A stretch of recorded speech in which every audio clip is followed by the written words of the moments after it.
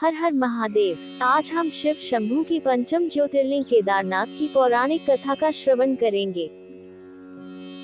भगवान शिव मुक्ति प्रदान करने वाले हैं, वही जन्म देने वाले, पालनहार और सहायक भी है। उनके दर पर दान मिलता है तो दंड भी मिलता है। यही आदि अंत और अनंत परब्रह्म है। संपूर्ण धरती पर सभी धर्मों के लोग उनको ही किसी न किसी रूप में पूजते हैं। केदारनाथ में शिव का रुद्र रूप निवास करता है, इसलिए संपूर्ण क्षेत्र को रुद्रप्रयाग कहते हैं। केदारनाथ का मंदिर उत्तराखंड के रुद्रप्रयाग जिले के रुद्रप्रयाग नगर में है। यहाँ भगवान शिव ने रौद्र रूप में अवतार लिया था।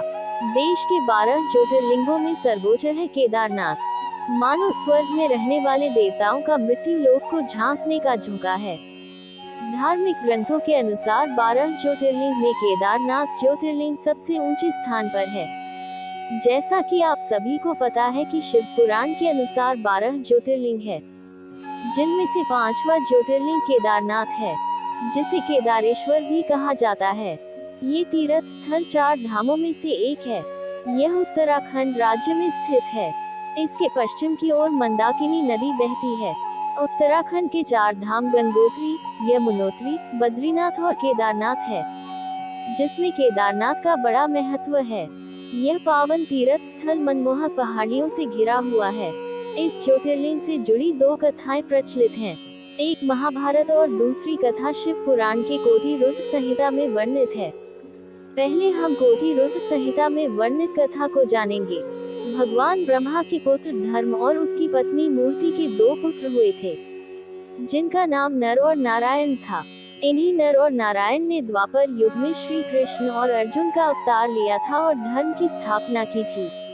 श्री भगवत गीता के 14 अध्याय के 5वें श्लोक में आप इस बात की पुष्टि कर सकते हैं। ये दोनों नर और नारायण बद्रीनाथ में भगवान शिव की एक पार्थिव शिवलिंग का निर्माण किया और उसके सामने बैठकर तप करने लगे। भगवान भोलेनाथ 2 बालकों से प्रसन्न होकर उनके द्वारा बनाए गए शिवलिंग में प्रतिदिन समाहित हुआ करते थे। नर और नारायण की इस घोर तपस्या से प्रसन्न होकर भगवान शिव शंभू वहां प्रकट हुए। भगवान भोलेनाथ को देखकर नर और नारायण दोनों बहुत प्रसन्न हुए। शिव जी ने उन बालकों से कहा कि मैं तुम दोनों की तपस्या से अति प्रसन्न हूँ। जो भी वर मांगना चाहते हो मांग सकते हो।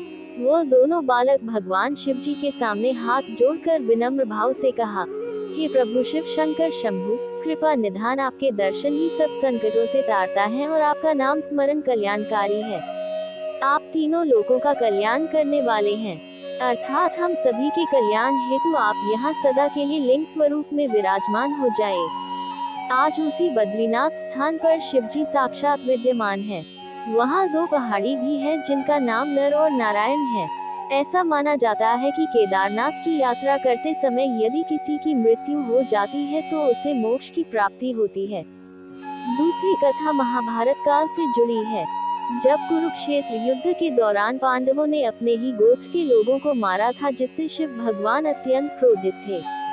पांडवों को जब इस बात का पता चला तो वह पाप मुक्त होने के लिए काशी विश्वनाथ के दर्शन के लिए गए। जब तक पांडव वहां पहुंचे तब तक भगवान शिव वहां से अदृश्य हो गए थे। भगवान शिव जी को ढूंढते ढूंढते पांडव केदारनाथ पहुंचे।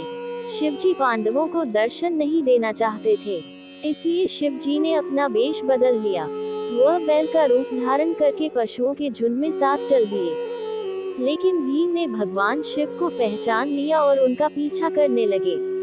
शिव जी को पीछे से पकड़ने के लिए वे भागे, लेकिन भीम केवल शिव जी का कुबर ही पकड़ पाए, क्योंकि शिव जी जमीन में धंसने लगे थे।